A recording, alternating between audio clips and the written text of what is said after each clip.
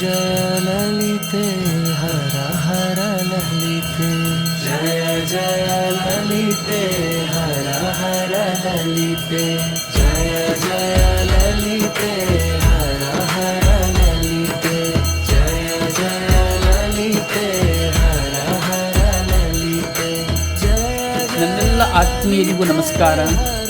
ಲಲಿತಾ ಸಹಸ್ರನಾಮದ ದಿನಕ್ಕೊಂದು ನಾಮ ಭಾವಾರ್ಥ ಸಂಚಿಕೆಗೆ ಎಲ್ಲರಿಗೂ ಸಹ ಭಕ್ತಿಪೂರ್ವಕ ಸ್ವಾಗತಗಳು. ಇಂದು ಲಲಿತಾ ಸಹಸ್ರನಾಮದ 73ನೇ ನಾಮವಾಗಿರತಕ್ಕಂತಹ ನಿತ್ಯಾಪರಾಕ್ರಮಾಟೋಪ ನಿರೀಕ್ಷಣ ಸಮುತ್ಸುಕ ಎಂಬಂತಹ ನಾಮದ ಭಾವಾರ್ಥವನ್ನು ತಿಳಿದುಕೊಳ್ಳೋಣ. ತನ್ನ ನಿತ್ಯಾದೇವತೆಗಳ ಪರಾಕ್ರಮ ಹಾಗೂ ಧರ್ಮರಕ್ಷಣೆ ಮತ್ತು ಅಸುರ ನಿಗ್ರಹ, ಭಕ್ತ ರಕ್ಷಣೆ ಎಂಬಂತಹ ದಿವ್ಯ ಕಾರ್ಯಗಳನ್ನು ಅಪಾರ ಸಂತೋಷದಿಂದ ವೀಕ್ಷಿಸ್ತಾ ಇರತಕ್ಕಂತಹ ಆ ಜಗನ್ಮಾತೆ ಎಂಬಂತಹದ್ದು ಇದರ ಭಾವಾರ್ಥವಾಗುವಂತಹದ್ದು. ಈ ನಾಮ ಅತ್ಯಂತ ಸುಂದರವಾಗಿರತಕ್ಕಂತಹ ತಾಯಿಯ ಸ್ವಭಾವವನ್ನು ತಿಳಿಸ್ತಾ ಇರತಕ್ಕಂತಹದ್ದು. ತಾಯಿ ಎಲ್ಲ ಕೆಲಸವನ್ನು ತಾನೇ ಮಾಡ್ತಾ ಇರೋದಿಲ್ಲ, ತನ್ನ ಮಕ್ಕಳಿಗೆ ಜವಾಬ್ದಾರಿಯನ್ನು ನೀಡಿ ಅವರು ಅದನ್ನು ಯಶಸ್ವಿಯಾಗಿ ನೆರವೇರಿಸುವುದನ್ನು ನೋಡಿ ಆನಂದಿಸ್ತಾ ಇರತಕ್ಕಂತಹವಳು. ಅದೇ ರೀತಿಯಲ್ಲಿ ಶ್ರೀ ಲಲಿತಾ ಮಹಾ ತ್ರಿಪುರ ಸುಂದರಿ ಅಮ್ಮನವರು ತಮ್ಮ ನಿತ್ಯಾಶಕ್ತಿಗಳಿಗೆ ಲೋಕದ ರಕ್ಷಣೆ ಕಾರ್ಯವನ್ನು ವಹಿಸಿ ಅವರ ದೈವಿಕ ಪರಾಕ್ರಮವನ್ನು ಆನಂದದಿಂದ ನಿರೀಕ್ಷಿಸ್ತಾ ಇರುವಂತಹದ್ದು. ಹಾಗಾದರೆ ನಿತ್ಯಾದೇವತೆಗಳು ಅಂತಂದರೆ ಯಾರು? ಶ್ರೀವಿದ್ಯಾ ಸಂಪ್ರದಾಯದಲ್ಲಿ 15 ನಿತ್ಯಾದೇವತೆಗಳು ಇರುವಂತಹದ್ದು. ಅವುಗಳು ಪರಾಶಕ್ತಿಯ ಅತ್ಯಂತ ಆಪ್ತ ಶಕ್ತಿಗಳಾಗಿರುವಂತಹದ್ದು. ಅವರೆಲ್ಲರೂ ಸಹ ಲಲಿತಾಂಬಿಕೆಯ ಸ್ವರೂಪಗಳೇ ಆಗಿರುವಂತಹದ್ದು. ಆ ನಿತ್ಯಾದೇವತೆಗಳು ಕೇವಲ ದೇವತೆಗಳಲ್ಲ, ಅವು ಕಾಲವನ್ನು ನಿಯಂತ್ರಿಸುವಂತಹ ಶಕ್ತಿಗಳು, ಕರ್ಮ ಫಲವನ್ನು ನಿಯಂತ್ರಿಸುವಂತಹ ಶಕ್ತಿಗಳು, ಭಕ್ತರನ್ನು ರಕ್ಷಿಸುವ ಶಕ್ತಿಗಳನ್ನು ಹೊಂದಿರುವಂತಹದ್ದು. ಅಷ್ಟೇ ಅಲ್ಲದೆ ಅಧರ್ಮವನ್ನು ನಾಶ ಮಾಡುವಂತಹ ಶಕ್ತಿಗಳನ್ನು ಕೂಡ ಹೊಂದಿರತಕ್ಕಂತಹದ್ದು.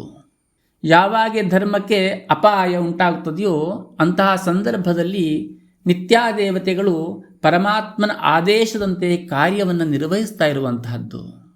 ಬ್ರಹ್ಮಾಂಡ ಪುರಾಣದಲ್ಲಿ ಲಲಿತೋಪಾಖ್ಯಾನದಲ್ಲಿ ಭಂಡಾಸುರನೊಂದಿಗೆ ನಡೆದಂತಹ ಮಹಾಯುದ್ಧವನ್ನು ವಿವರಿಸ್ತಾ ಇರತಕ್ಕಂತಹದ್ದು. ಇಲ್ಲಿ ಭಂಡಾಸುರನು ಅನೇಕ ಮಾಯಾಸ್ತ್ರಗಳನ್ನು ಉಪಯೋಗಿಸಿ ದೇವತೆಗಳನ್ನು ಸಂಕಷ್ಟಕ್ಕೀಡು ಮಾಡ್ತಾ ಇರುವಂತಹ ಸಮಯ ಅದು. ಆಗ ಲಲಿತಾಂಬಿಕೆಯವರು ಕೇವಲ ತಾವೇ ಯುದ್ಧವನ್ನು ಮಾಡಲಿಲ್ಲ, ತಮ್ಮ ಸೇನೆಯಲ್ಲಿರ್ತಕ್ಕಂತಹ ಅನೇಕ ಶಕ್ತಿಗಳಿಗೆ ಆದೇಶವನ್ನು ನೀಡುವಂತಹದ್ದು. ದೇವತೆಗಳು ಯುದ್ಧ ಭೂಮಿಗೆ ಪ್ರವೇಶಿಸಿ ಅಸುರರನ್ನು ಸಂಹರಿಸಲು ಆರಂಭವನ್ನು ಮಾಡಿರುವಂತಹ ಸಮಯ ಅದು.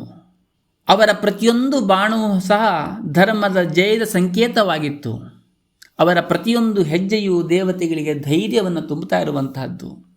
ಆ ಸಮಯದಲ್ಲಿ ಲಲಿತಾಂಬಿಕೆಯವರು ಸಿಂಹಾಸನದಲ್ಲಿ ವಿರಾಜಮಾನರಾಗಿ ತಮ್ಮ ನಿತ್ಯಾಶಕ್ತಿಗಳ ಅದ್ಭುತವಾಗಿರತಕ್ಕಂತಹ ಪರಾಕ್ರಮವನ್ನು ಆನಂದದಿಂದ ನೋಡ್ತಾ ಇರುವಂತಹದ್ದು.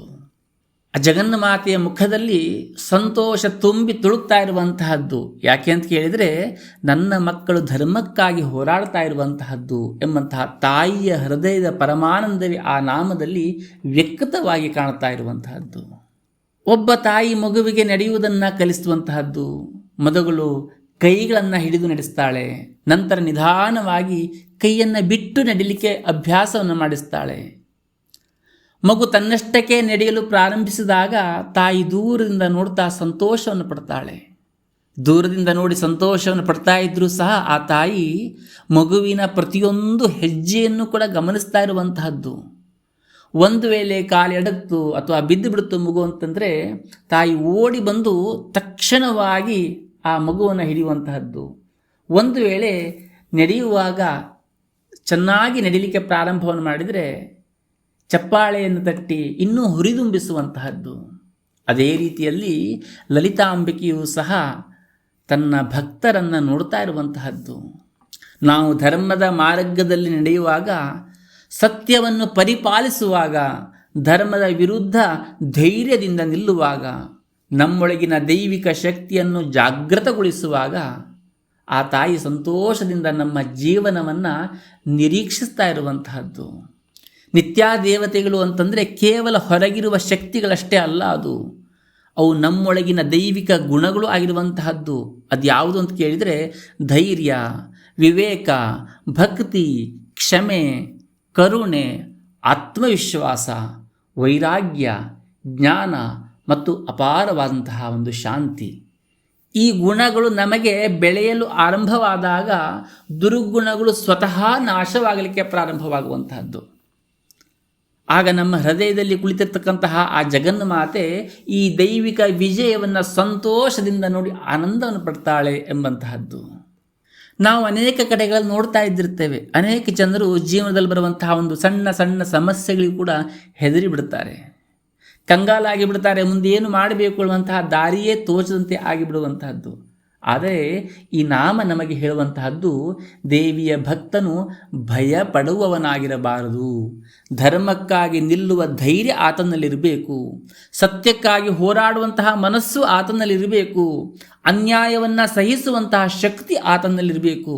ಯಾಕೆಂತಂದರೆ ನಮ್ಮ ಹಿಂದೆ ಇರುವಂತಹವಳು ಸಾಮಾನ್ಯಳಲ್ಲ, ಆ ಪರಾಶಕ್ತಿ ಲಲಿತಾಂಬಿಕೆ ದಿವ್ಯವಾಗಿರತಕ್ಕಂತಹ ಆಶೀರ್ವಾದ. ಆ ಜಗನ್ಮಾತೆ ನಮ್ಮ ಪ್ರತಿಯೊಂದು ಪ್ರಯತ್ನವನ್ನು ಕೂಡ ಗಮನಿಸ್ತಾ ಇರುವಂತಹದ್ದು. ನಾವು ಗೆದ್ದರೆ ಅವಳಿಗೆ ತುಂಬ ಸಂತೋಷವಾಗುವಂತಹದ್ದು. ಒಂದು ವೇಳೆ ಏನಾದರೂ ತೊಂದರೆ ಆಯಿತು, ಆಪತ್ತಾಯಿತು ಅಂತ ಹೇಳಾದರೆ ಆ ಜಗನ್ಮಾತೆ ಓಡೋಡಿ ಬಂದು ನಮ್ಮನ್ನು ರಕ್ಷಣೆಯನ್ನು ಕೂಡ ಮಾಡುವಂತಹದ್ದು. ಅಂತಹ ಒಂದು ಆತ್ಮವಿಶ್ವಾಸವನ್ನು ನಾವು ಹೊಂದಿ ಮುಂದೆ ನಡೀತಾ ಇರಬೇಕು ಎಂಬಂತಹದ್ದನ್ನು ಈ ನಾಮ ನಮಗೆ ಸೂಕ್ಷ್ಮಾರ್ಥದಲ್ಲಿ ತೋರಿಸಿಕೊಡ್ತಾ ಇರತಕ್ಕಂತಹದ್ದು. ಉದಾಹರಣೆಗೆ, ಒಂದು ಶಾಲೆಯಲ್ಲಿ ವಾರ್ಷಿಕ ಕ್ರೀಡಾಕೂಟ ನಡೀತಾ ಇತ್ತು ಅಂತ ಅಂದ್ಕೊಳ್ಳಿ. ಒಬ್ಬ ಬಾಲಕ ಓಟದ ಸ್ಪರ್ಧೆಯಲ್ಲಿ ಭಾಗವಹಿಸಿದ್ದ.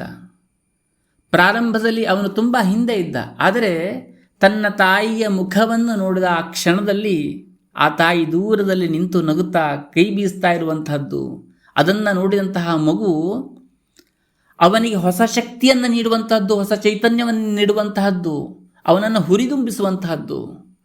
ಅವನು ಇನ್ನಷ್ಟು ಪ್ರಯತ್ನವನ್ನು ಹಾಕಲಿಕ್ಕೆ ಪ್ರಾರಂಭವನ್ನು ಮಾಡ್ತಾನೆ, ಇನ್ನಷ್ಟು ವೇಗವಾಗಿ ಓಡಿ ಕೊನೆಗೆ ಮೊದಲ ಸ್ಥಾನವನ್ನು ಪಡೆಯುವಂತಹದ್ದು. ಆತ ಬಹುಮಾನವನ್ನು ಪಡೆದಾಗ ಹೇಳುವಂತಹದ್ದು, ನನ್ನ ಗೆಲುವಿಗೆ ಕಾರಣ ನನ್ನ ತಾಯಿಯ ವಿಶ್ವಾಸ ಎಂಬುದಾಗಿ. ಹಾಗೆಯೇ ನಮ್ಮ ಜೀವನದಲ್ಲಿಯೂ ಸಹ ಲಲಿತಾಂಬಿಕೆಯ ಮೇಲೆ ಸಂಪೂರ್ಣವಾಗಿರತಕ್ಕಂತಹ ವಿಶ್ವಾಸವನ್ನಿಟ್ಟಾಗ ಅಸಾಧ್ಯವೆಂಬುದು ಯಾವುದೂ ಕೂಡ ಇರುವಂಥದ್ದಿಲ್ಲ, ಎಲ್ಲವೂ ಕೂಡ ಸಾಧ್ಯವಾಗುವಂತಹದ್ದು. ಭಯಪಡುವಂಥ ಅವಶ್ಯಕತೆಗಳೇ ಇರದೇ ಹೋಗುವಂತಹದ್ದು. ಹಾಗಾಗಿ ನನ್ನೆಲ್ಲ ಆತ್ಮೀಯರೇ, ಈ ನಾಮವನ್ನು ಜಪಿಸುವಾಗ ಒಂದು ಭಾವನೆ ನಮ್ಮ ಮನಸ್ಸಿನಲ್ಲಿ ಬರಬೇಕು. ಅದೇನು ಅಂತ ಕೇಳಿದರೆ, ಅಮ್ಮ, ನನ್ನೊಳಗಿನ ದೈವಿಕ ಶಕ್ತಿಯನ್ನು ಜಾಗೃತಗೊಳಿಸು, ಧರ್ಮಕ್ಕಾಗಿ ಬದುಕುವಂತಹ ಧೈರ್ಯವನ್ನು ನೀಡು, ನಾನು ಮಾಡುವಂತಹ ಪ್ರತಿಯೊಂದು ಸತ್ಕಾರ್ಯವನ್ನು ನೀನು ಸಂತೋಷದಿಂದ ನೋಡುವಂತಾಗಲಿ ಎಂಬುದಾಗಿ. ಈ ಭಾವದಿಂದ ಮಾಡಿರ್ತಕ್ಕಂತಹ ಜಪ ನಮ್ಮಲ್ಲಿ ಆತ್ಮವಿಶ್ವಾಸವನ್ನು ಹೆಚ್ಚಿಸುವಂತಹದ್ದು, ಆತ್ಮವಿಶ್ವಾಸವನ್ನು ಜಾಗೃತಗೊಳಿಸುವಂತಹದ್ದು, ಮನಸ್ಸಿನಲ್ಲಿರತಕ್ಕಂತಹ ಭಯವನ್ನು ದೂರ ಮಾಡುವಂತಹದ್ದು, ಕರ್ತವ್ಯ ನಿಷ್ಠೆಯನ್ನು ಬೆಳೆಸುವಂತಹದ್ದು, ಧರ್ಮದ ಮಾರ್ಗದಲ್ಲಿ ನಡೆಯುವಂತಹ ಶಕ್ತಿಯನ್ನು ನಮಗೆ ನೀಡುವಂತಹದ್ದು. ಹಾಗಾಗಿ ನಿತ್ಯಾಪರಾಕ್ರಮಾಟೋಪ ನಿರೀಕ್ಷಣ ಸಮುತ್ಸುಕ ಎಂಬಂತಹ ನಾವು ಕೇವಲ ದೇವಿಯ ಯುದ್ಧ ವೈಭವವನ್ನು ಮಾತ್ರ ವರ್ಣಿಸ್ತಾ ಇರತಕ್ಕಂತಹದ್ದಲ್ಲ. ಇದು ತಾಯಿಯ ಪ್ರೀತಿ, ವಿಶ್ವಾಸ, ಮಾರ್ಗದರ್ಶನ ಮತ್ತು ಭಕ್ತರ ಸಾಧನೆಯನ್ನು ನೋಡಿ ಸಂತೋಷ ಪಡುವ ಅವಳ ಕರುಣಾಮಯ ಸ್ವಭಾವವನ್ನು ಪ್ರಕಟಿಸ್ತಾ ಇರತಕ್ಕಂತಹದ್ದು. ನಮ್ಮ ಜೀವನದಲ್ಲಿಯೂ ಸಹ ಪ್ರತಿದಿನವೂ ಸತ್ಯ, ಧರ್ಮ, ಭಕ್ತಿ ಮತ್ತು ಸೇವೆಯ ಮಾರ್ಗವನ್ನು ಅನುಸರಿಸಿದಾಗ ನಮ್ಮ ಪ್ರತಿಯೊಂದು ಸತ್ಕಾರ್ಯವನ್ನು ಲಲಿತಾ ಮಹಾ ತ್ರಿಪುರ ಸುಂದರಿ ಅಮ್ಮನವರ ಕರುಣೆಯ ನನ್ನೊಂದಿಗೆ ಇರುವಂತಹದ್ದು, ಆಕೆ ನನ್ನೊಂದಿಗೆ ಇದ್ದು ನಿರೀಕ್ಷಿಸ್ತಾ ಇರತಕ್ಕಂತಹದ್ದು ಎಂಬ ಭಾವನೆ ನಮ್ಮ ಬದುಕಿಗೆ ಹೊಸ ಉತ್ಸಾಹವನ್ನು ನೀಡುವಂತಹದ್ದು. ಇದೇ ಈ ಮಹೋನ್ನತ ನಾಮದ ಅಂತರಂಗ ಸಂದೇಶ ಆಗಿರುವಂತಹದ್ದು. ಹಾಗಾಗಿ ನಾವೆಲ್ಲರೂ ಸಹ ಶ್ರೀವಿದ್ಯಾ ಪ್ರತಿಷ್ಠಾನದಲ್ಲಿ ಸಂಕಲ್ಪಿತವಾಗಿರತಕ್ಕಂತಹ ಕೋಟಿ ಲಲಿತಾ ಸಹಸ್ರನಾಮ ಮಹಾಯಾಗದಲ್ಲಿ ಪಾಲ್ಗೊಂಡು ಪ್ರತಿನಿತ್ಯವೂ ಕೂಡ ಸರ್ವ ಸೌಭಾಗ್ಯದಾಯಕ ರೀತಿಯ ಲಲಿತಾ ಸಹಸ್ರನಾಮ ಪಾರಾಯಣವನ್ನು ಮಾಡ್ತಾ ಆ ಜಗನ್ಮಾತೆಯ ಅನುಗ್ರಹದಿಂದ ನಮ್ಮಲ್ಲಿ ದೈವಿಕವಾಗಿರ್ತಕ್ಕಂತಹ ಶಕ್ತಿ ಜಾಗೃತಗೊಂಡು ಧರ್ಮಕ್ಕಾಗಿ ಬದುಕುವಂತಹ ಧೈರ್ಯವನ್ನು ಹೊಂದಿ ನಾವು ಮಾಡುವಂತಹ ಪ್ರತಿಯೊಂದು ಸತ್ಕಾರ್ಯವೂ ಕೂಡ ಆ ಜಗನ್ಮಾತೆಗೆ ಸಮರ್ಪಿತವಾಗಲಿ ಎಂಬಂತಹ ಪ್ರಾರ್ಥನೆಯನ್ನು ಮಾಡಿ ಇಂದಿನ ಸಂಚಿಕೆಯನ್ನು ಮುಗಿಸ್ತಾ ಇದ್ದೇನೆ. ಮುಂದಿನ ಸಂಚಿಕೆಯಲ್ಲಿ ಮತ್ತೆ ಭೇಟಿಯಾಗ್ತೇನೆ. ಅಲ್ಲಿಯವರೆಗೂ ಸಹ ನಮಸ್ಕಾರ.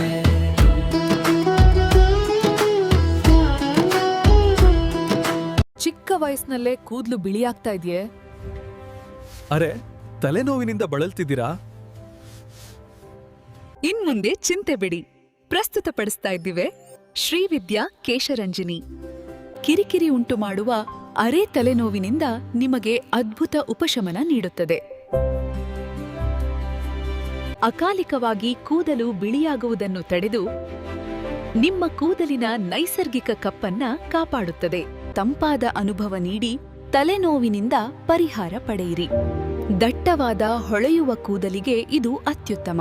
ಎಲ್ಲಕ್ಕಿಂತ ಮಿಗಿಲಾಗಿ ಶ್ರೀವಿದ್ಯಾ ಕೇಶರಂಜಿನಿ ನಿಮ್ಮ ತಲೆಯನ್ನ ಸದಾ ತಂಪಾಗಿರಿಸುತ್ತದೆ ಮತ್ತು ದಿನಪೂರ್ತಿ ನಿಮ್ಮನ್ನ ಉಲ್ಲಾಸದಿಂದ ಇರುವಂತೆ ಮಾಡು. ಬೆರಳೆಣಿಕೆಯಷ್ಟು ಹನಿಗಳ ನಿರಂತರ ಬಳಕೆಯಿಂದ ಕೂದಲು ಉದುರುವುದು ನಿಂತು ದಟ್ಟವಾಗಿ ಬೆಳೆಯಲು ಸಹಾಯ ಮಾಡುತ್ತದೆ. ಇದು ಶುದ್ಧ ಕೊಬ್ಬರಿ ಎಣ್ಣೆಯಿಂದ ತಯಾರಿಸಲಾದ 100ಕ್ಕೆ 100 ಸಂಪೂರ್ಣ ಆಯುರ್ವೇದ ತೈಲ. ದಟ್ಟವಾದ ಆರೋಗ್ಯಕರ ಮತ್ತು ಸುಂದರವಾದ ಕೂದಲಿಗೆ ಶ್ರೀವಿದ್ಯಾ ಕೇಶರಂಜಿನಿಯನ್ನು ಮಾತ್ರ ನಂಬಿ. ಇದು ಬೇರುಗಳಿಂದ ಪೋಷಿಸುತ್ತದೆ, ಬೆಳವಣಿಗೆಯನ್ನ ಉತ್ತೇಜಿಸುತ್ತದೆ. ಶ್ರೀವಿದ್ಯಾ ಕೇಶರಂಜಿನಿ ಹೇರ್ ಆಯಿಲ್ ಬೇಕಾದವರು ವಾಟ್ಸ್ಆಪ್ ಮುಖಾಂತರ 9482185527ಗೆ ಸಂಪರ್ಕಿಸಿ.